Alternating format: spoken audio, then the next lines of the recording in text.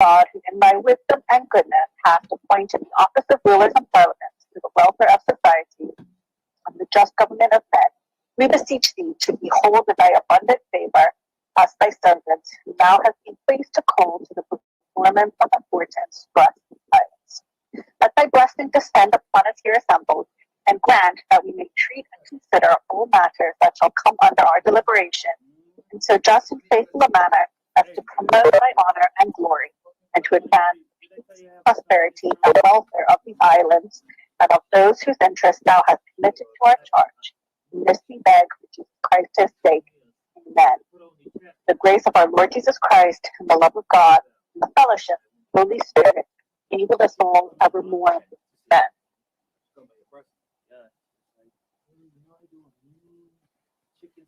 Members, we are now in session for this sitting. Thank you for the prayers, Ms. Bale. The confirmation of minutes from the 21st of May have been circulated. Are there any amendments to be made? There are none. The minutes will be reported as printed. Messages from the governor? There are none. Announcements by the speaker? There are none. Messages from the Senate? There are none. Papers and other communications to the House. Members, we have some 11 papers this morning, or communications to be done at this point. The first is in the name of the Deputy Premier. Deputy Premier, would you like to present your communication at this time? Good morning, Mr. Speaker, and good morning to members and the listening public. Mr. Speaker, I have the honor to attach and submit for the information of the Honorable House of Assembly the Electricity License Threshold Temporary Amendment Regulations 2021 and the Fisheries Fish Pots Amendment Regulations 2021. Thank you, Mr. Speaker. Thank you, Deputy Mayor. The next is in the name of it's a few of them, I believe, here, all in the name of the Minister of Finance. Minister of Finance, would you like to present your matters at this point? Good morning, Mr. Speaker. Yes, thank you. Mr. Speaker, I have the honor to attach and submit for the consideration of the Honorable House of Assembly National Pension Scheme Refund Temporary Regulations of 2021, proposed to be made by the Minister of Finance in exercise of the power conferred by Section 24(9)(d) and 69(2) of the National Pension Schemes Occupational Pensions Act of 1968. Thank you. Do the others? The next one. Speaker, I have the honor to attach and submit for the information of the Honorable House of Assembly Bermuda Monetary Authority Annual Report of 2020, the Bermuda Public Accountability Board Annual Report of 2020, and the Bermuda Public Accountability Board financial statements ending March 31, 2020. Thank you, Mr. Speaker. Thank you. Continue with the next. That is it, Mr. Speaker. Okay. Thank you. Got ahead of you that time. No problem. The next will be in the name of the Minister of Works. Minister of Works, I believe you have two as well.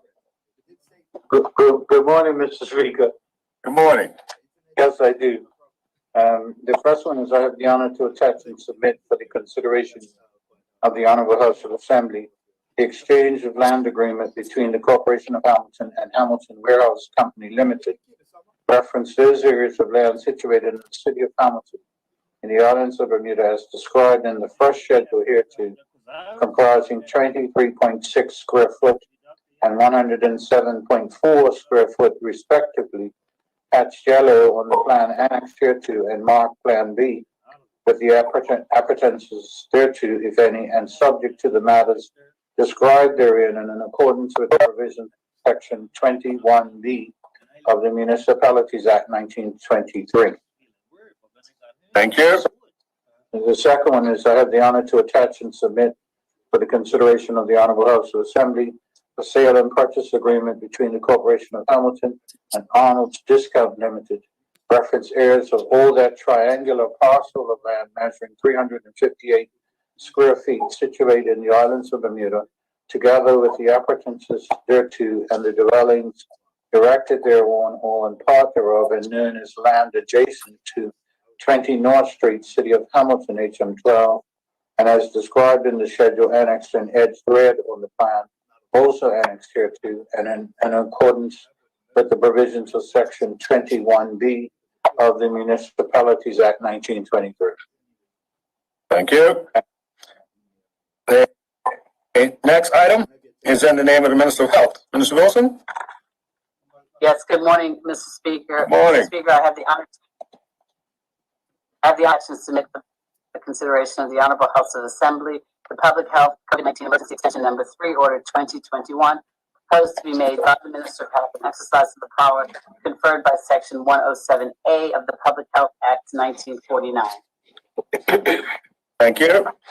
The next item is in the name of the Minister. The next two items. Minister of National Security, you can present your items. Good morning, Mr. Speaker. I have the honor to attach and submit for the information of the Honorable House of Assembly the Parole Board Report 2020 and the Treatment of Offenders Board 2 Report for 2020. Thank you, ministers, for tabling those reports this morning. The next item on the order is petitions. There are none. Then the next item is statements by ministers and junior ministers. Members, we have listed 6 statements. However, 5 are going to be given this morning. The Minister of Labor has withdrawn his statement at this time. The first statement, the first statement this morning is from the Minister of Education. Minister, would you like to present your statement? Thank you. If it pleases you, Mr. Speaker. Go right ahead, Minister.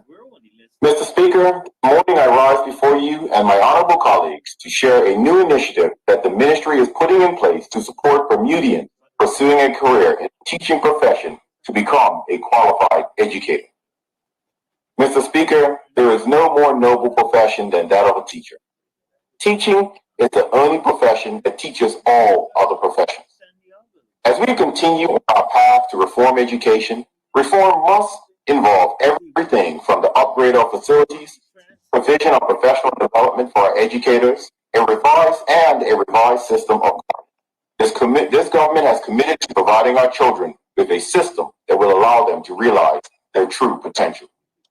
Mr. Speaker, this government has always stated that financial means should not be a barrier to achieving one's educational goals. Since 2017, we have committed to ensuring that as much funding as possible has been provided for students pursuing higher education. From the $300,000 annual grant to the Bermuda College that has helped almost 1,000 students to date, to how we have managed to maintain the 2021 scholarships and awards budget at the same 2020 level. Even in this COVID era of forced austerity, we have made funding for Bermudians who seek to better themselves a priority. Mr. Speaker, I am pleased to inform my honorable colleagues of yet another program designed to help Bermudians realize their educational dreams. In September 2020, the Ministry of Education offered for the first time a teacher certification bonded loan. The purpose of this loan is to provide financial support to Bermudian residents who are enrolled in an improved and accredited distance learning teacher certification program. Another one of the many steps in the right direction to ensure opportunities exist for Bermudians to follow their dreams of becoming qualified teachers.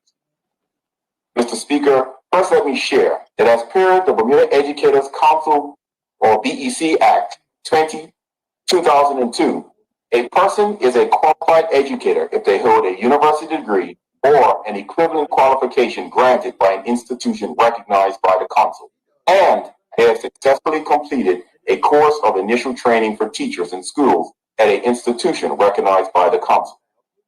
In support of ensuring the public school system has qualified educators, a key outcome in Plan 2022, priority number 3, enhancing the quality of teaching practice, is that 90% of teachers are certified in their assigned field. We are diligently working towards achieving that outcome. Mr. Speaker, as a backdrop, every year the public school system experiences shortages for various reasons of qualified teachers for specific subject areas. Some of the perennially difficult to fill teaching positions are in the subject areas of music, drama, physical education, mathematics, English, and foreign languages. To help fill these teaching positions, a BEC exemption committee legislated under the Bermuda Educators Council Act provides recommendations to the Minister of Education for persons to be exempted from teaching these subjects at schools. However, they do not hold the prerequisite teaching qualifications as stipulated by the Bermuda Educator Council Act. Mr. Speaker, while exemptions are provided to persons to teach in the education system, we must have genuinely qualified educators. Therefore, persons who receive an exemption to teach in our schools must commit to pursuing a teaching certification within a specified time for the exemption status to continue. As a result, we have persons who have been granted exemptions to teach in the system and who are simultaneously pursuing their teaching certification. Mr. Speaker, there are 2 university teaching certification programs that persons who live on island commonly enroll in to undertake their teaching certification through distance learning. The Bermuda College, in agreement with the University of West Indies, provides a teaching certification program in mathematics, English language, information technology, science, modern languages, history, and social studies, geography education. The UK University also offers a teaching certification distance learning program in various subject specializations, where persons apply directly to the university for enrollment. The teaching certification programs broadly comprise of undertaking subject-focused coursework leading towards a degree specialization and participating in a 12-week teaching practicum assessed for successful passing. The teaching practicum, as I understand, refers to persons teaching children subject matter content in the classroom and demonstrating classroom leadership and management. This results in persons achieving a teaching certification and being recognized as a qualified educator. Mr. Speaker, the 12-week teaching practicum is considered a period of study, not employment, that parallels that of an overseas student who undertakes a teaching practicum program. Therefore, during this period, exempted status persons who are not remunerated. This has become financially challenging for persons enrolled in the teaching certification program who also have to uphold their household fiscal responsibilities while adhering to the teaching certifications program's deadline. Consequently, we have seen promising potential teachers opt to pursue employment elsewhere rather than finish their teaching certification.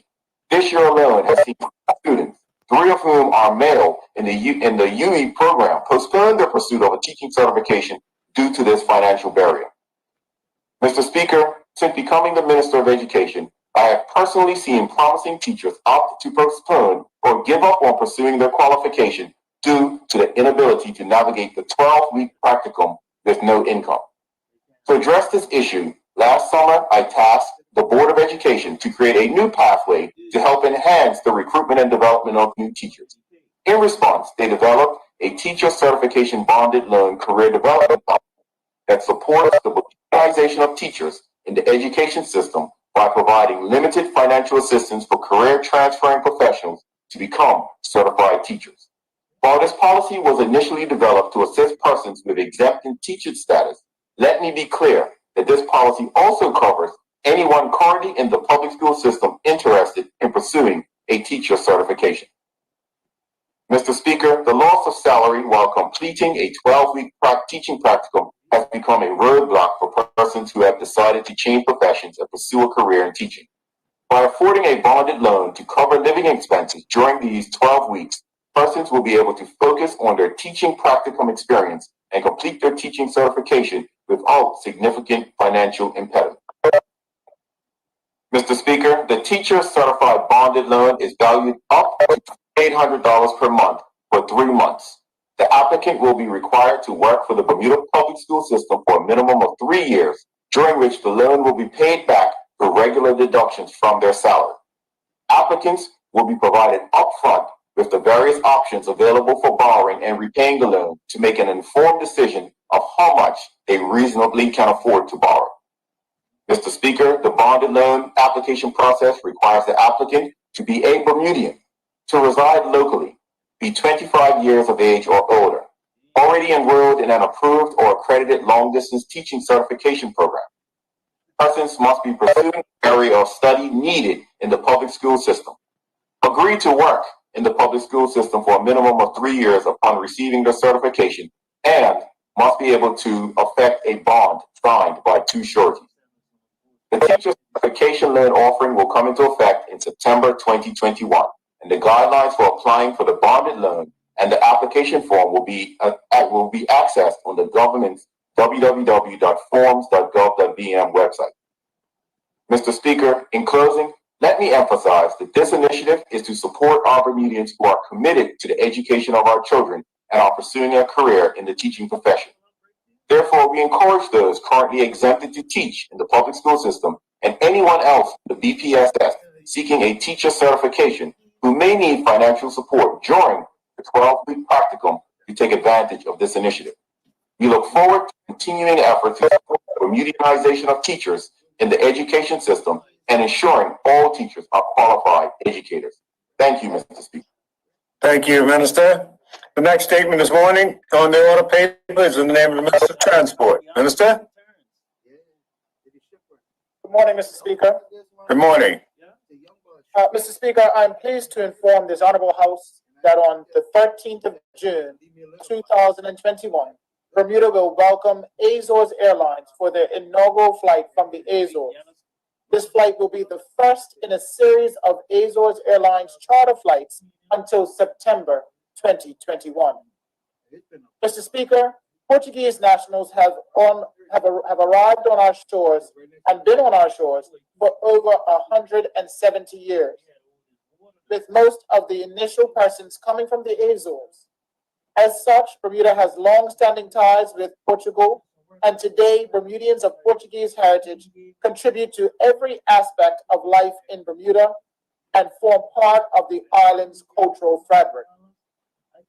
This non-stop route will increase opportunities for inbound tourism and for Bermuda residents to travel to the Azores and connect to 8 other islands, Europe, and beyond, and reunite with family and friends.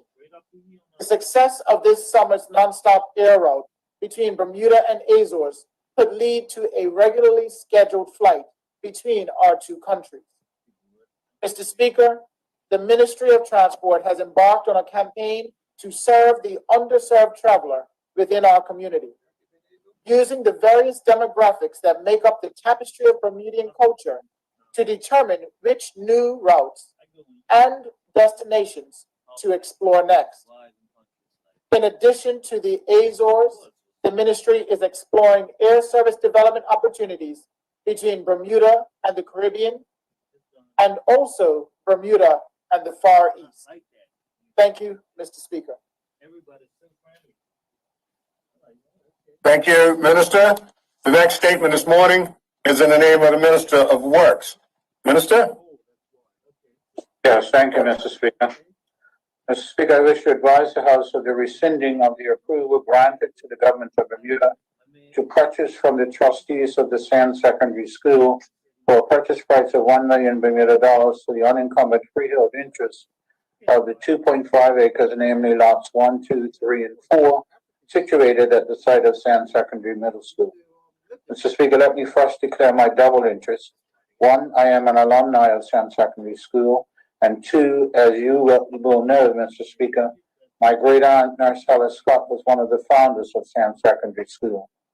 Mr. Speaker, the House will recall that a draft purchase and sale agreement was tabled on the 23rd of February, 2018, and was debated and approved on March 5th, 2018.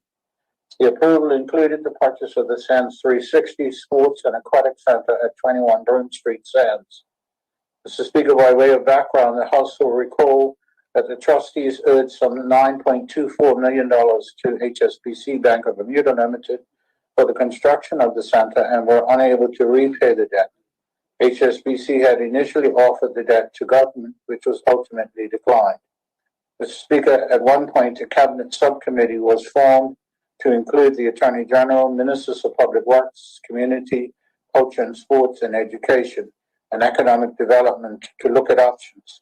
This cabinet subcommittee met and considered options, and in the end were of the view that the property is of such operational significance to the school and the Sands community that government should consider purchasing it from the trustees. Mr. Speaker, the center comprised a 25-meter indoor pool, basketball court, hall, gymnasium, and gym classes. The mission of the center was to strive to create healthy and positive young people, adults, seniors, and families through the community by providing a gathering place and a full range of programs in education, sport, aquatic, health, and recreation via a campus-based community center. The facility also focuses on community development, serving as a hub for the community. Mr. Speaker, since March 2018, the government has worked tirelessly to advance the sale, but the trustees, lawyers, and HSBC have not been able to agree on the final dollar amount since there was an outstanding debt with the contractor, BCM McAlpine, that had not been satisfied. Mr. Speaker, this outstanding matter continuously delayed the advancement of the sale, and given the current economic climate, it has been determined that it is in the best interest of the government to rescind the purchase approval. Mr. Speaker, I also would like to acknowledge the long and proud history of this school, which was founded in 1927 by community members as the first secondary school open to Black students living in the West End. The property was donated by generous, community-minded individuals who wish to ensure equal access to secondary education to Black students. While we do not take this decision lightly, after 3 years of trying, the economic climate is a lot different than 3 years ago, and so the government makes this decision with regret, but in the belief that it is the right thing to do. Thank you, Mr. Speaker. Thank you, Minister. The next two statements this morning are in the name of the Minister of National Security. Minister, would you like to do your first statement? Good morning, Mr. Speaker. Good morning. Mr. Speaker, I'm pleased to introduce to the legislature the Parole Board Annual Report 2020, as described by Section 8 of the Parole Board Act 2001. The annual report provides an overview of the decisions of the board for the year and offers suggestions and observations for the continued efficient delivery of Bermuda's parole regime.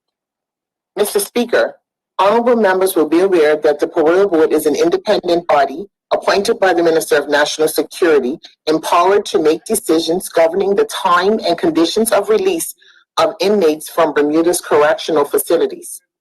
In making its decisions, the board must assess the risk offenders pose to the community and to themselves. Additionally, the board evaluates the likelihood that a period of supervision upon release will contribute to the successful reintegration of the offender into the community. Mr. Speaker, the board is mandated to meet with all inmates who are eligible for parole 3 months prior to their parole eligibility date. During 2020, the board conducted 123 reviews and released 15 persons for parole during the period, 4 of which were fitted with an electronic monitoring device as part of their special condition. There were no denials of parole. However, 1 individual was recalled. 84 individuals had their parole decision deferred. Mr. Speaker, 33 inmates chose to decline parole.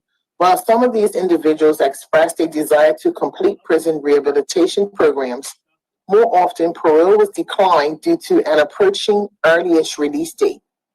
Honorable members will recall that inmates are traditionally eligible for release following completion of 1/3 of their court-ordered custodial period. Barring no other court stipulations are awarded and no infractions against prison rules are documented. Mr. Speaker, parole provides inmates with an opportunity for a supported re-entry into society. With tools to assist in transition back into the community, former inmates are less likely to reoffend. The stipulations of a formal parole order and the guidance of a parole officer assist former inmates with maintaining suitable housing and employment. Additionally, community-based treatment, fiscal planning, and family reunification provide increased levels of support for the parolees when compared to those released with no supervision order. Mr. Speaker, suitable housing and appropriate employment or education pursuits are the 2 elementary requirements for parole. Despite the COVID-19 pandemic, all parolees released during 2020 were able to obtain suitable employment. During 2020, there were 7 foreign nationals incarcerated. Although foreign nationals are given the same consideration as locals in parole decisions, it is more difficult for foreign nationals to meet employment and housing criteria due to work permit requirements. Mr. Speaker, I am pleased to report that the work of the board was only minimally impacted by the ongoing COVID-19 pandemic. Site visits to the correctional facility were suspended. However, the board conducted 36 meetings at the Westgate Correctional Facility, Farm Facility, and Courier Facility on the scheduled meeting dates. The board has utilized the government's WebEx platform to meet virtually with potential parolees. Mr. Speaker, I'm thankful to the board for bringing to my attention their thoughts and observations on issues that could affect Bermuda's parole regime going forward. The board notes that there may be some difficulties with eligible inmates securing employment during the post-COVID-19 economic recovery. There are many employers who consistently take a chance and employ these individuals, giving them a fair chance at a successful reentry. I would encourage all employers to consider assisting with the reintegration of the parolees by hiring them as they are able. Mr. Speaker, I would like to thank the board, led by Chairperson, the Honorable Derek V. Burgess, JP, MP, for their diligent service. Parole is an important part of the Department of Corrections program. When released, parolees become our neighbors, our colleagues, our friends. The work of the board ensures that those eligible for release are supported through their reintegration process. Mr. Speaker, I'm pleased to lay the Parole Board 2020 annual report before this honorable house. Thank you, Minister. Minister, would you like to do your second statement? Yes, thank you very much, Mr. Speaker. Go right ahead. Mr. Speaker, I rise this morning to introduce to the legislature the Treatment of Offenders Board Annual Report 2020, as prescribed by Section 8 of the Treatment of Offenders Board Act and Rule 170 of the Correctional Rules 1980.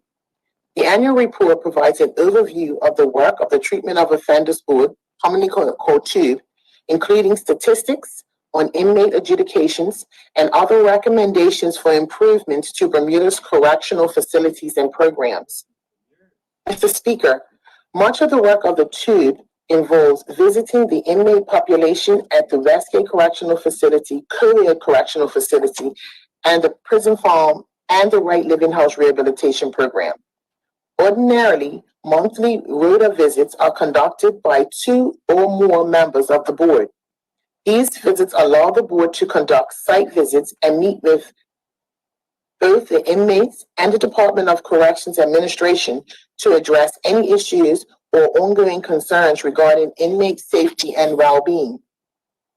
Mr. Speaker, as has been a theme this year, these visits were halted due to the COVID-19 pandemic. The TUBE has conducted virtual interviews to keep abreast of the day-to-day functions of the facilities from the inmates' perspectives. The TUBE Report 2020 highlights some of the negative effects that the pandemic has had on the prison population. The board reports that the suspension of in-person visits and various other activities has resulted in increased frustrations within the facility. The Department of Corrections continues to work to mitigate increased tension within the facilities, specifically at Westgate. Mr. Speaker, in 2020, there were 55 adjudications conducted at the Westgate Correctional Facility. There were no adjudications at either the co-ed or farm facilities.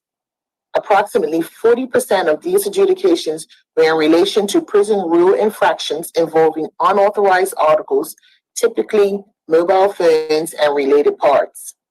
This is a 5% increase over the mobile phone related adjudications in 2019.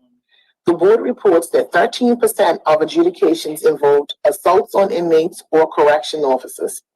The board attributes much of these offenses to increased tensions coupled with the added restrictions of COVID-19. Mr. Speaker, I would like to turn to the board's observations of the infrastructure of the facilities. The board notes that all of the facilities require maintenance, primarily due to the aging of the buildings. The condition of the facilities has a direct impact on the attitude of the inmate population. Budget constraints are an ongoing factor. However, the Department of Corrections Administration continues to liaise with the Ministry of Public Works to complete upgrades and improvements to the facilities. Most recently, a contract has been awarded for the supply of replacement security doors at the Westgate and co-ed facilities. Installation work will commence once the doors have arrived on island. Additionally, I'm pleased to report that a second hot water heater was installed at Westgate, resolving the contentious issue of a lack of sufficient hot water for inmate use. Mr. Speaker, I remain grateful for the work of all the members of the Treatment of Offenders Board, led by Chairperson Ms. Dana Fogo. The board has managed to carry out its duties while navigating COVID-19 restrictions. I am optimistic that as we move forward, post-COVID-19, the board will once again be able to visit our correctional facilities to strengthen its relationship with the inmate population in order to ensure the safety and well-being of those housed in the facilities. Thank you, Mr. Speaker. Thank you, Minister. Members, that brings us to a close of the statements for today. The next item on the order paper is the report of committees, and there are none. Members will now take us to the question period. And as you all know, we have 60 minutes for the question period.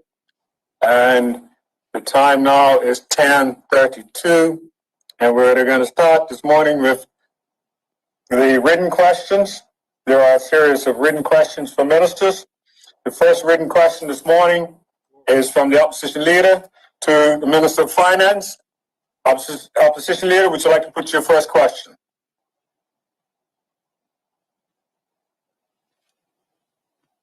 Yes, Mr. Speaker. Go right ahead. Given that the government of Bermuda has a seat on the board of directors of the Bermuda Infrastructure Fund in exchange for a guarantee. Opposition member, we hear you. Opposition leader, we hear you, but we don't see you. How about now? No, we do. Okay, will we start again? Go ahead, continue. I'll start again. Given that the government of Bermuda has a seat on the board of directors of the Bermuda Infrastructure Fund in exchange for a guarantee of the minimum management fee paid to the fund manager, will the Honorable Minister please inform this Honorable House of the value of the capital raised by the fund to date and the names and amounts invested by each shareholder? Minister?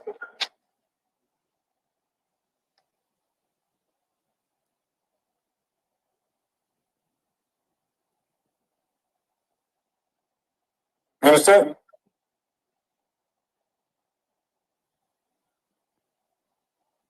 Speaker, Yes. sorry, Good.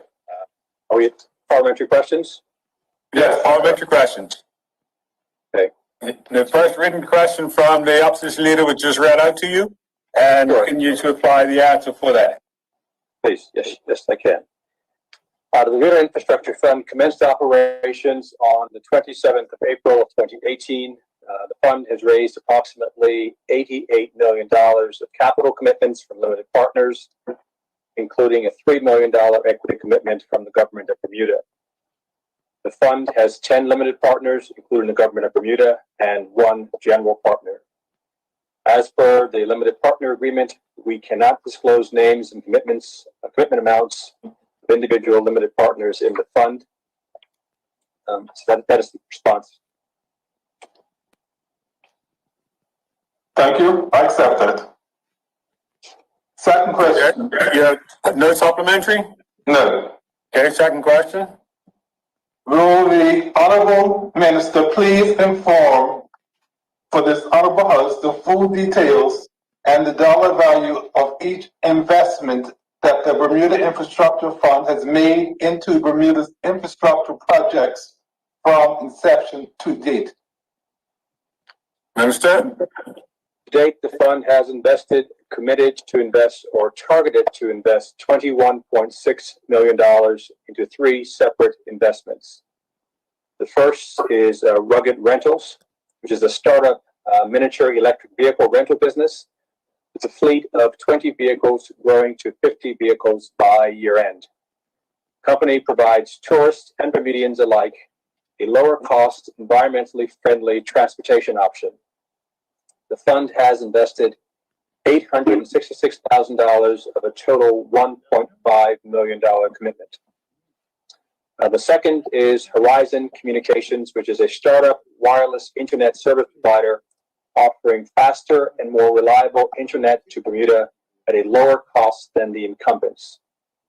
Total investment is expected to be approximately $11 million. To date, the fund has loaned $1.6 million to Horizon to begin installing equipment, and in May funded $4.9 million upon obtaining the change of control approval from the Bermuda Regulatory Authority. The remaining will be funded if and when they obtain a spectrum license. And the third is the Bermuda Airport Solar Project, which is an acquisition of a 6 megawatt solar power facility developed by Saturn Power on the finger of the Bermuda Airport. The project has a 20-year agreement with Belco to sell all the electricity it generates, providing an alternative, renewable, and lower cost source of power to Bermuda. The fund has signed a letter of intent to acquire the project for $9.1 million and is expeditiously working towards definitive documents and commissioning of the project. The deal is expected to close in June of 2021. Thank you. Any supplementary? Yes, supplementary. What's your first supplementary? The minister indicated that the fund had committed to $21.6 million. How much have they actually paid or actually invested at this point?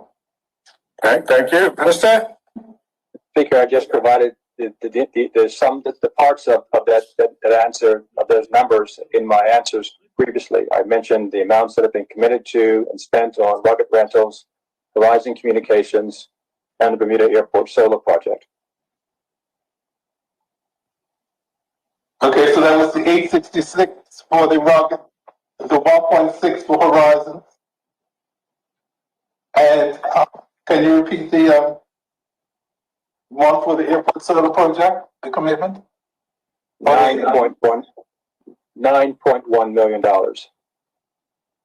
Okay, thank you. Okay, Supplementary? Second supplementary? Go ahead. can the minister provide details on any pending applications that's up for review and approval? Inasmuch as there are opportunities that are being considered by the fund, I think it would be inappropriate at this point to provide any names and any data on those opportunities because they have not yet reached conclusion. It is appropriate at some point in time, once those deals are consummated, if they are, that I advise the honorable member should he put a question to me. Okay, so let me just ask supplemental. You had your two supplementals. Okay, So you can move on to your third question. my third question is, Mr. Speaker, I have a question. You have supplemental on that particular question? MP Dunkley would like to put a supplemental. To the Honorable Minister, in regard to this question, can the Honorable Minister please inform this Honorable House the length of time each investment is valid for? Minister? In the private equity space, typically, and I would say, I would put the word typically in quotation marks, deals are entered into, and once they have been fully funded or are being executed on by the respective management teams, the underlying investors take a very opportunistic view towards harvesting those investments, inasmuch as there may be a potential prospective buyer or an exit opportunity that may manifest itself in 6 months, in 18 months, in 12 months, 10 years, they will say it makes sense for them to create. Opposition leader, can you mute yourself while the other MPs finish this question? Yes, I can, sorry. MP, Dunphy, just finish your question. Private equity. Thank you. I was being distracted by the opposition leader's background conversation. So let me finish the answer. The underlying managers will decide for themselves whenever it is optimal for them to liquidate an investment. Typically, these funds have an advertised life of around 10 years, but the general partner also builds into the partnership agreement the ability to extend the life of the fund for 1 or 2 additional periods. The length of those periods depends on the underlying agreement struck between the GP and the LPs. Mr. Speaker, that's it on this question. Okay, thank you. Opposition leader, would you like to do your third question on this? Mr. Speaker, supplementary MP Pearman. Supplementary, we have MP Pearman has a supplementary on this second question. It's a supplementary. Honorable Minister, the opposition leader asked you about the applications that were being made for monies to be released from the funds. You said you couldn't identify the applicants or what they were about. Are you able to tell this Honorable House how many applications are pending? Minister? Mr. Speaker, I believe the question that I answered was, what can I advise the Honorable House of those transactions that were pending or under consideration? I cannot. Similarly, I cannot talk to what is being considered by the managers. The government of Bermuda is a limited partner. It is not the general partner, and therefore is not responsible for the evaluation and the selection of investment opportunities that the GP decides to invest in, much like any other limited partner. That is a matter purely within the remit of the general partner. Thank you. Second supplementary, Mr. Speaker. Second supplementary, go ahead. Thank you, Honorable Minister. You gave a figure. I think I heard you say $26 million. Forgive me if I got the number wrong. Is that the complete amount in the fund? Minister? I mentioned that so the way these funds work is they go around in their fundraising activities and solicit interest from prospective investors to provide a commitment to invest in the fund. The fund then goes out and identifies investment opportunities. Inasmuch as an opportunity is identified, processed, and agreed by the general partner to be an investment to move forward with, it then goes back to the limited partners and says your pro rata share of the capital required for this transaction is X.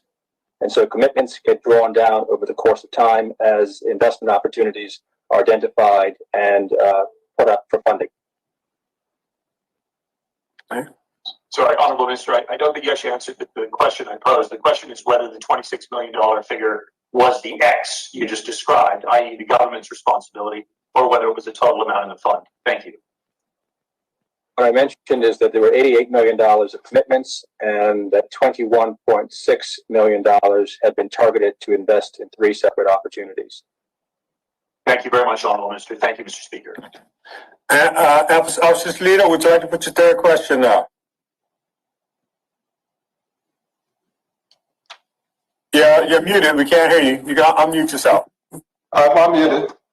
Yep, we can hear you now. Will the Honorable Minister please inform this Honorable House the total liability and the amount paid in management fees by the government and the Bermuda Infrastructure Fund to the fund manager and its general partners from inception to date by year? Minister? The total liability, Mr. Speaker, is $3 million, and the amount paid in management fees is $500,000 for each of the following years: 2017-18, 2018-19, 2019-20, 2021.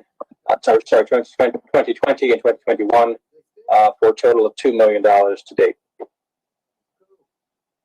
Thank you. Supplementary? No, that's it. Thank you. Thank you. Mr. Speaker. MP Pearman? Yes, thank you, Mr. Speaker. Would you like to put your supplementary? Yes, supplementary, you just identified the annual payments over a period of 4 years at $500,000 a year. Will that amount change in future years? And Not that I'm aware of, Mr. Speaker. thank you.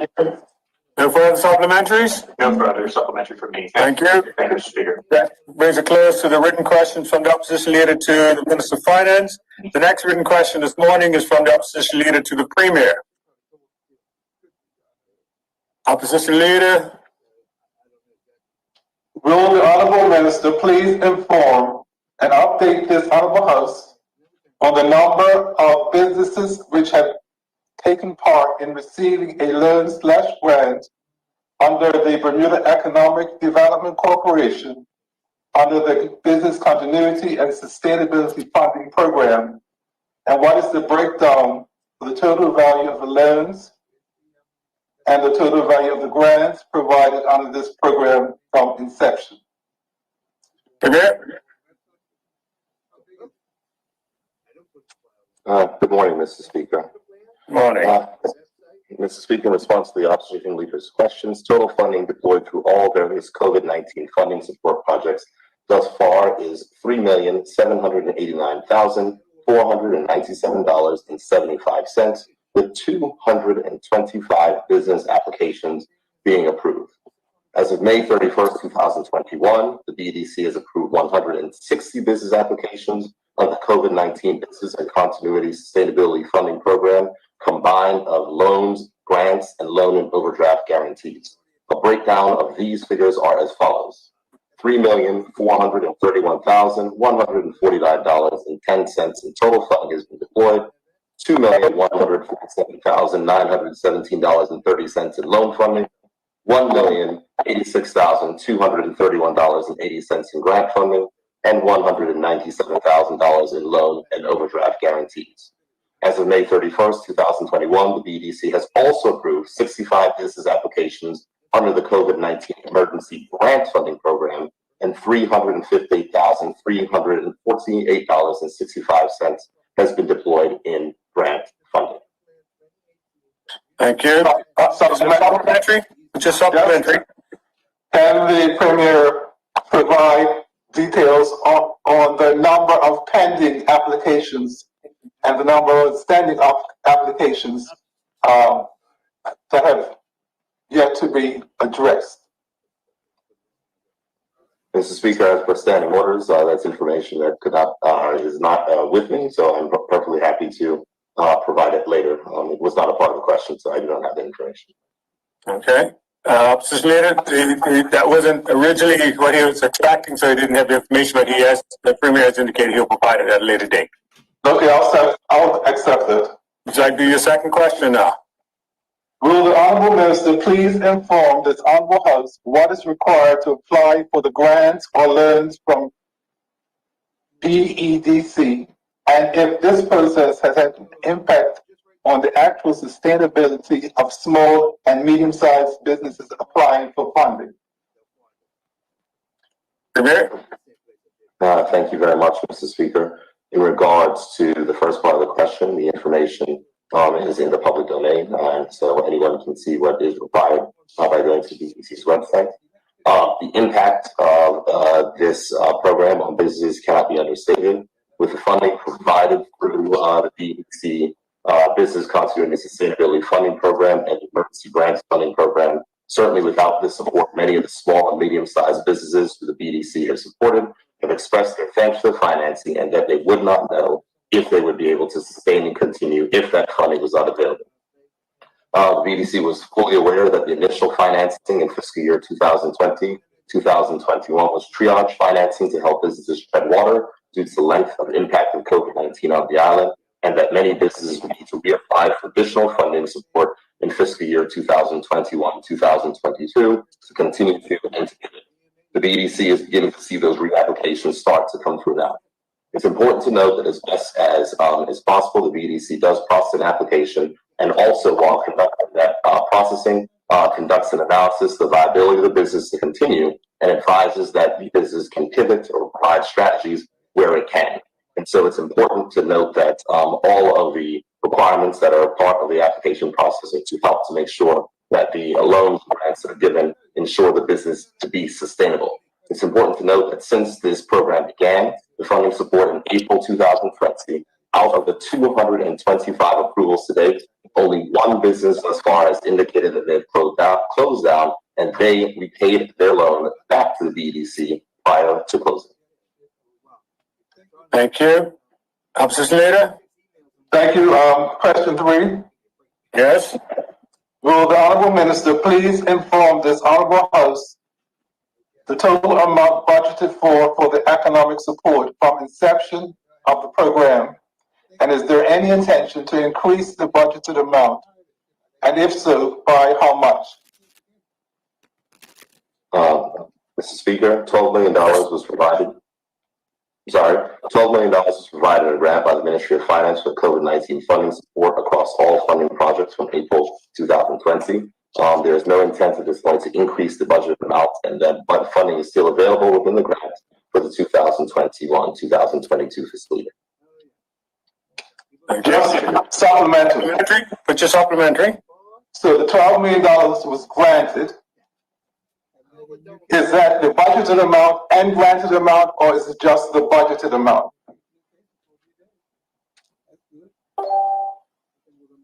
Mr. Speaker, as indicated in my statement, and of course, as also I think done in previous matters before this House, that is the granted amount, and that money has been granted from the Ministry of Finance to the Bermuda Economic Development Corporation.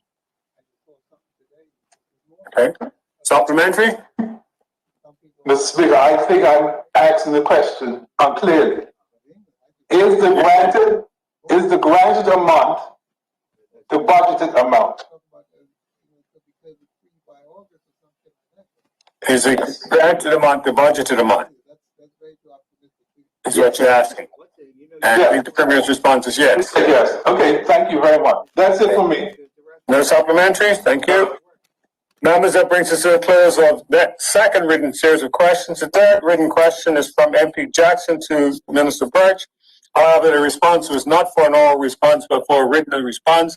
And I believe that the minister has supplied that written response already to MP Jackson. Am I correct, MP Jackson? Yes, sir. Yes, Mr. Speaker. Thank you. Correct. Thank you. We'll now move on to the questions from the statements given this morning. And Minister, the minister has a question that's been indicated by members. And we're going to start with the Minister of Education. And the Minister of Education, you have a question from MP Jackson. I also want to make note that at just about 11 o'clock, the MP Swan will sit in as the panel, on the chair panels to chair the session that I have to step out from the chair for momentarily. So he will step in when I do step out. And members, just note that the question period will end at 11:32. But Minister MP Jackson, you can put your question to the Minister of Education now. Thank you, Mr. Speaker. Good morning, and thank you, Minister of Education, for this most generous opportunity for those that are studying to become certified in teaching. And I believe that it will be a wonderful way to help to evolve the profession in Bermuda. My question is, it's a very simple one, but is there a cap on the number of the bonded loans that will be provided? So are we only providing it to those teachers that are in the system now that are studying it, or are we offering it to anybody in the system who would like to? But do we have a cap on the number of loans that we're looking to provide? And thank you for that, MP Jackson. Is actually a very interesting and question. This is a scheme being offered, as I said in the statement. Initially, it was thought of just exempted teachers. What we were looking at, because they were the ones that were required to have a scheme in place that would lead to them being certified in order to keep their exemption. However, this will be extended to anyone that is working within the system. And so how this does work is, because they're doing their 12-week practicum, and they cannot that we cannot pay them for that 12-week practicum, those are funds that we would have already had. So if it's someone that is employed in the system, the funding is there for us to give this loan. And so at this point, there isn't anything that has been budgeted this year for this particular scheme for anyone who may not be working within the system. But we anticipate that it's something that we will be funding moving forward in case persons want to come in to the system and start doing that who are not already employed by the system. But at this particular juncture, it's open to anyone that's employed by the BPSS at the moment who is seeking to their 12-week practicum done under the, as I said, under the constraints of not being able to draw a salary during that time. Thank you. Minister, do you have a supplementary or another question? Yes, I just have one quick supplementary.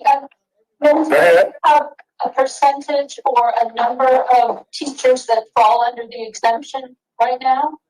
Currently, I believe we have around 12. I've asked the exemption committee to forward me the complete list and of who's been exempted over the last 5 years, so we can reach out to them. But I believe at the moment it's about 12 exempted teachers in the system currently. Thank you. Further supplementary or new question? And that's it. And I don't have any further questions. Thank you. Thank you, MP Jackson. Thank you. The next question this morning is from MP Dunkley for the Minister of Transport. MP Dunkley, would you like to put your question? And I'm going to be departing from here probably during this series of questions. Mr. Speaker, and I thank the Honourable Minister of Transport for the statement on SATA, Azores Airlines, and their flights to Bermuda. I'm pleased to see this come to reality. It was part of the visit I had in May, I believe it was 2016, when we first talked about direct airlink. So, question to the Honourable Minister. The Minister says in the first paragraph of the statement, this flight will be the first in a series of SATA charter flights until September 2021. Can the Minister please inform this Honourable House how many flights will we see in that period between June 13th and September 2021? Minister? Yeah, it is a series of weekly charter flights, so you will see one flight every Sunday between that time. Thank you. Supplementary? Yes, thank you, Mr. Speaker. Supplementary question to the Honourable Minister. Will the flight be direct from the Azores to Bermuda and direct back from Bermuda to the Azores? Minister? At risk of being pedantic, it will be non-stop, not direct. So it's a non-stop flight between Bermuda and the Azores. So for those who are not that familiar with the airline industry, can the Minister give some explanation? Non-stop means that it stops here in Bermuda and then continues somewhere else and continues on its way. No, so direct means that the same aircraft goes on to another destination. So you can have a direct flight from Bermuda to the Azores with a stop in Boston. So if that same flight, if that same aircraft goes from Bermuda to Boston, Boston to the Azores, that's considered a direct flight. A non-stop flight means that there are no stops for that aircraft between the two destinations. So it's a non-stop flight from Bermuda to the Azores. So when you take off from Bermuda, the next time you touched on will be in the Azores. Thank you. And MP Dunkley, before you put your supplementary, I'm going to turn the chair over to MP Swan. MP Swan, you have the chair. Do you have your volume on? We see you, but we don't hear you, MP Swan. I'm just testing your volume before I depart. Okay, we'll go. We hear you now. Okay. Good. To retrieve the list of questions, people have indicated that they want to ask questions, Mr. Speaker. Someone's mic is I take your indulgence while I receive the list.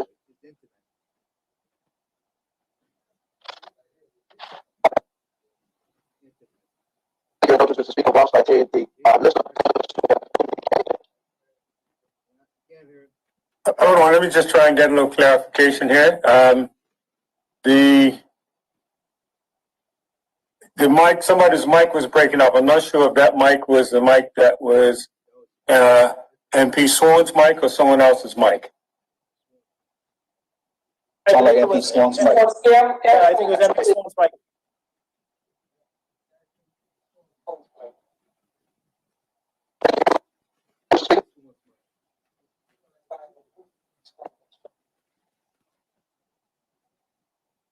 Try taking off the earphones.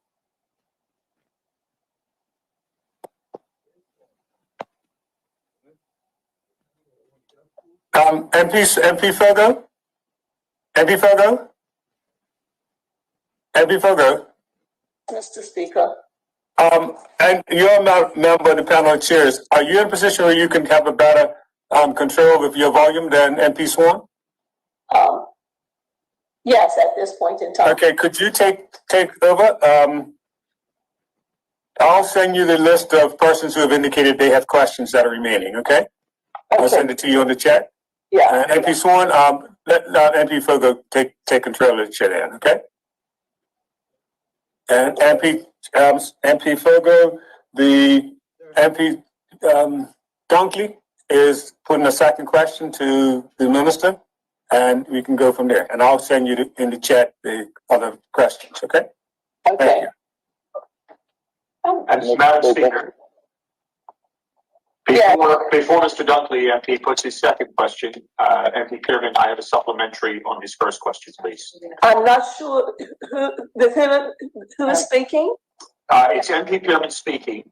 Okay. MP Dunkley put a question to the Honorable Minister of Tourism, and that question has been answered.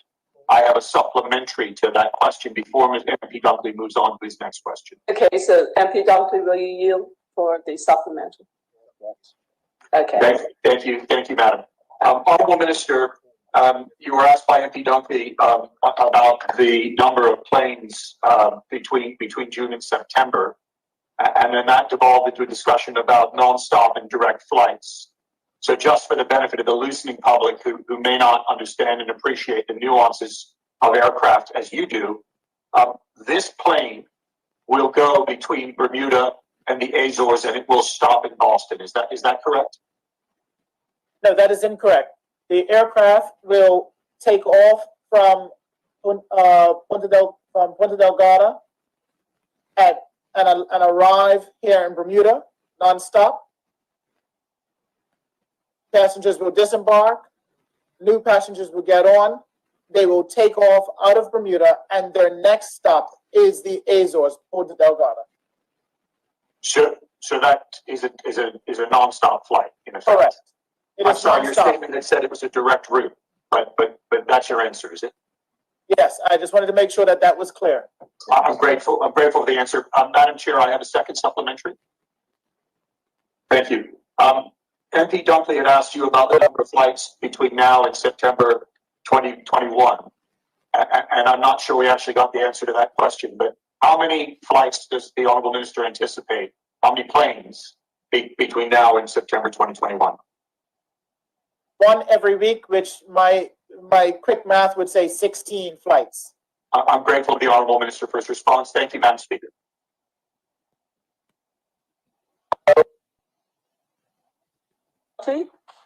Your question? Acting Speaker, yes, my question to the Honorable Minister, what type of plane will be used on this weekly Sunday service? It will be an Airbus 321-100 or an Airbus 321-200. Thank you, Acting Speaker. I'm finished on this set. Okay. I am still awaiting the list of persons from the speaker. I have a question, Madam Chair, to the Minister of Works. Okay, I am just checking first if there are any other persons who put forward questions for the Minister of Transport. There being none, we shall move to the Minister of Works. Opposition Leader, please put your question forward. Thank you, Madam Chair. I, like the Minister, would like to declare my interest as a former student of Sands Secondary School as well. My question to the ministers, how much has the successive governments invested in Sands 360 from the beginning of the project?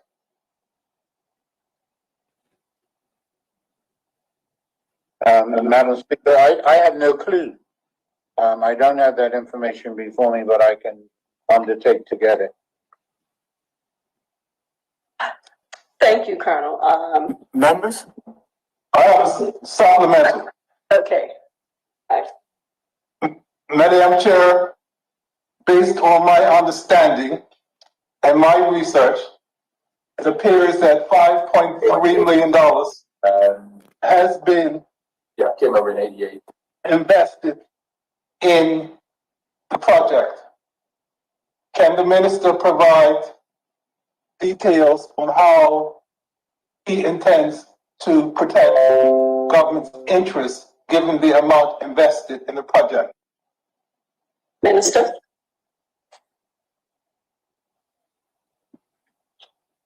Well, I have no knowledge of the $5.whatever million. 5.3. Opposition leader mentions. The building is not owned by us. I expect that there will be some discussions going forward based on this decision. And so we will protect the government's interests as best we can. Should you find that $5.3 million... Supplemental question? Second. Thank you. Okay. Should you find that approximately $5 million has been committed and invested in Sands 360, will you plan to recover some of these funds given that the contract was rescinded? Or are we going to write off the investments made to date? I think that decision has already been made. The state of the building is in full disrepair and will require a significant amount of additional funding to bring it back into service or to demolish it. That is a matter of the trustees. We will stand ready to have any discussions that may come forward, but we are not going to continue to have $1 million hanging out there that nobody seems willing to accept. We were 3 years ago, we were at the stage where we had actually written a check to the law firm and were told to stop.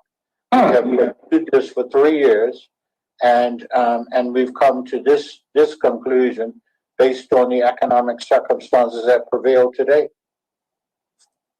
I accept that, Mr. Minister. And so all I can say is at this point... This is another, we don't have 3 supplemental questions, so... This is just a comment. So in essence, we're going to write off the 5.3 invested to date by various governments. I'm not prepared to say that. I'm saying that it appears likely, but the fat lady hasn't sung on this story yet. We are taking another step in this journey, but that doesn't mean that we are not still at the table. Thank you, Mr. Minister. Thank you. Do you have any, is that your third question? That was your third question? Yeah, I'm finished. Thank you. Yes. Are there any other members who put forward questions for the Minister of Public Works? There being no other members, are there any members who put forward questions for other ministers? I still don't have the list of names. I would like to put questions to the Minister of National Security in regards to the tube report ministerial statement. Did you indicate you had questions with the speaker? That is correct. Yes, I did. Okay, Member Duncan, you may put your question forward to the Minister of National Security. Thank you.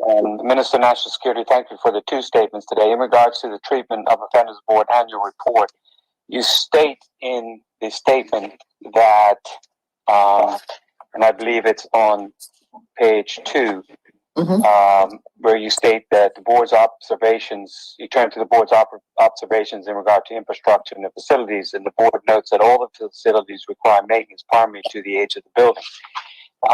So in regard to the fact that $400,000 was budgeted in the last financial year for prison works and $400,000 was spent, none has been budgeted this year. Can you tell us how the $400,000 was spent for minor prison works last year? Mr. Dunkley, with reference to, Member Dunkley, I'm sorry, with reference to the budget item, I would have to revert to you with that answer. But if you're speaking just on the hood in regard to infrastructure, that has been a concern. I think you raised it even during the budget period. But for me to provide you with the details of that, I would have to revert and come back to you on it.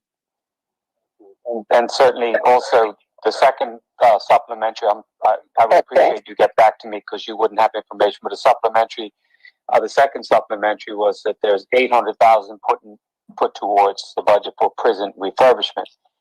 There was $800,000 put last year and wasn't spent. Could the Honorable Minister answer or revert on how the $800,000 will be spent this year? Obviously, between those two sums, that adds up to $1.2 million. That's a relatively small amount when you look at the size and the scope of the prison facility. So I'd like some feedback on what the intention is and how it would be spent. Surely. I can give you an update is that we recognize that the prisons have challenges when it comes to infrastructure. And I think that I've provided before that in 2014, the prison would have been 20 years old and it should have actually had an assessment on infrastructure, and that did not happen at the time. And so what we're doing now is we are working closely with the Ministry of Works, and we have a punch list of items that we know that we are trying to work through. One of the things I think was mentioned in the statement is the fact that we have commenced replacing all of the doors at the facility. And so the doors have been, I believe they've been purchased, but they have not arrived on island yet. So that will be one area of infrastructure improvement that you'll see at the facilities for this year. And we hope to be able to provide more detail on that when the doors arrive, because it's, I believe it's 40 doors, and it will be a major infrastructure improvement for the facilities. Acting Speaker? Yes. In light of the scope of the size of the facility, and the minister has said there will be 40 doors, is the $800,000 solely to replace the doors, or are there other capital works that are being planned? Is this a second question? Supplementary. I thought you already gave 2 supplemental questions. No, I thought just one. But it can be a second question if you wish. Okay, second question. Yeah. Okay, Minister. Surely. The answer to that question would be if there is additional funding left, Mr. Member, we will use it to do whatever capital improvements and infrastructure improvements we can do. Okay. I look forward to further update from the minister on that. Another question on Acting Speaker. Third question. Give you a third question. On page 2, again, the minister refers to the adjudications, and the minister refers to a 5% increase in mobile phone related adjudications from 2019, and also alarmingly 13% increase of adjudications involving assaults on inmates or corrections officers. Can the Honorable Minister please give us a summary of what is being done in these 2 areas to stop the alarming increase in the use of mobile phones and also in inmate assaults on officers? Minister. Madam Speaker, what we have seen, Member, is that COVID-19 has presented challenges, not just for us who are even not incarcerated at this time, but even for the inmates, and it's been lots of tension during this period. So the Treatment of Offenders Board what they've been trying to do is to get in and to mitigate that tension and to provide, or where they can provide, solutions. And then in addition to that, the acting commissioner has recently formulated a committee of inmates to be able to address the inmate concerns more directly and hopefully more efficiently. Thank you, Acting Speaker. I appreciate the minister's explanation. The last sentence of the paragraph in the middle of page 2 gives a clear understanding, and I quote it, the board attributes much of these offenses to increased tensions coupled with added restrictions of COVID-19. So can the Honorable Minister please provide a summary of what she believes has increased tensions in the prisons outside of COVID-19? Minister? You currently have a population that's very young and have, in some cases, life sentences. And so there's some tension there, which could be also gang-related, member. COVID-19 did not help us in terms of there were some restrictions put in place in terms of family visits and just being able to, the visits became what they called VV, which was virtual visits. And so you weren't actually physically, family members and friends and support weren't actually able to come into the prison for many months. And part of that is because I'm sure you all can understand that the correctional facilities are very vulnerable. And so there's lots of precautions taken to ensure that inmates and officers are safe during the pandemic.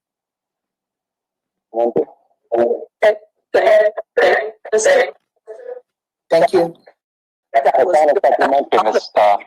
Final supplement. Surely. That was your first supplemental? I thought that was your second. That's a fair question. Yeah. Supplementary to the minister, final supplementary. Minister, do you believe that the long-term position of an acting commissioner, where there's no set leadership in place, has contributed to any of the challenges with that we face in corrections at the present time? Does the member have any in detail on what you asked me, do I believe that I believe the challenges faced in corrections, so I'm asking, do you have any more detail on what you believe these corrections to be? Member, can you make your question more specific so the minister can answer you? I think that's what her concern is. Okay, let me rephrase it this way. Does the Honorable Minister believe that an acting commissioner is having an impact on some of the challenges within corrections? We've had an acting commissioner for a number of years. Okay. Minister? I don't believe that it's having any effect of, it sounds like what you in his question would be negative effect, but I would like to see the role become formalized. Okay, thank you, Minister. Are there any other members with questions or with supplemental questions for the minister? There be no other members with supplemental. Mrs. Acting Chair, I don't have supplemental. I have questions that I sent to you in the chat. Okay, fine. MP Pearman. MP Pearman? Yes. Were these questions sent to the speakers? No, I sent them directly to your chat. Okay, fine. Go ahead, advance your question. Thank you. Honorable Minister, my questions are on your Parole Board Report 2020 statement. The first question is on the second page of that statement, where you talk about the 43 inmates who chose to decline parole. Yes. And my first question is this. This next paragraph below, you mentioned that the purpose of parole, you say parole provides inmates with an opportunity for supported reentry into society with tools to assist in transition back into the community. Former inmates are less likely to reoffend. We are seeking, as a government and an island, to encourage parole. Is that right? I'm sorry, which page did you refer to? It's the second page of your Parole Board Report statement. Mm-hmm. It's the second page in the third paragraph down. And you're talking about what parole provides to inmates in the third paragraph. I guess, and what was your question? So you're talking about parole. You're talking about parole as an opportunity to re-enter the society in a supported way. Yes. With tools to assist, and you say former inmates are less likely to reoffend if they're on parole. And I'm just wondering, it is the government's and the society's intention here to encourage parole. Is that right? Parole is a positive mechanism to allow reentry with support. Parole is a positive mechanism, you are correct, but it's not on us to encourage. An inmate can make a decision that they'd like to do their entire time as prescribed. So is it something that we encourage? I can say that it would be the fact that it comes with some level of support. There are some inmates that feel that that is something that they need. So it would still be their position to choose that. I see. Supplementary, Acting Chair? Yes, you may. First supplementary, thank you. Yes. So where, Honorable Minister, you say above in that statement that 43 inmates have chosen to decline parole and to stay incarcerated because they would prefer an early release date. Should that be a matter of concern, that they would rather wait and come out without the parole mechanism? Or is that not a matter of concern? It's merely a matter of their personal choice? Well, first of all, in that instance right there, there are some inmates who would prefer not to have to conform to the reporting and the reviews that would happen after parole. And so in some cases, they're up for parole, which is almost, it could be very close to their release date. So that, again, would be their decision to decline parole. Second supplementary, Acting Chair. Yes, you may. That's your Thank you. Honorable Minister, just to the answer you just gave, I mean, is that a concern that someone is effectively choosing to get outside of the parole mechanism when they have an early release date? I mean, is that an issue of concern? I don't know if I would say that it's an issue of concern, MP Scott, because that would also allow me then us to have to either profile or decide that a person who may not want to be have any rules or assessments around them is likely to reoffend, and that I would not have enough information on to give that answer to you today. Thank you, Honorable Minister. Acting Chair, if I may move, sorry, Acting Speaker, if I may move my second question. Yes, you may. Thank you. Honorable Minister, my second question is still on the same statement on the parole board report, but it's on the next page at the top. And you are talking about parole again here, and you're talking about the two elementary requirements for parole being appropriate employment and education pursuits. Can you just tell the Honorable House in a very short way how that works? Is it a necessity? Do they have to identify these for parole to be given?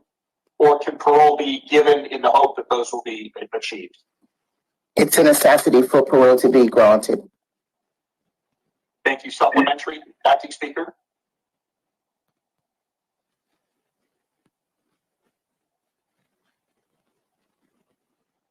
Acting Speaker, you're on mute. Go ahead. Thank you. Supplementary, Honorable Minister, you identify then that there are 7 foreign nationals who are incarcerated, and I'm wondering what happens to them on their release back into society. If they're foreign nationals, would they then be deported from Bermuda, or would they remain in Bermuda? How does that work? I think that at the time, depending on what the situation is around their release, they may well be deported. But that, again, Mr. MP Pearman, would be on a case-by-case basis. I'm grateful. Are any of the 7 foreign nationals that you've identified in your statement likely to be released in the immediate future or the near future? I cannot confirm that information. Thank you, Honorable Minister. Thank you, Acting Speaker. Thank you. On my chat, I saw no other questions being advanced. I will just double check to make certain that that's still the case. And I believe that is the case. And if there is no longer for supplemental and no further questions, that ends the question period. It is now 11:25. That moves us on to congratulations and obituary comments. So, members, are there any members wishing to give congratulations and or obituary comments? Yes, Madam Speaker, I do. Is that Dennis Lister, MP Dennis Lister III? Yes, it is. Okay, Can you see? have 3 minutes. Okay, thank you, Madam Speaker.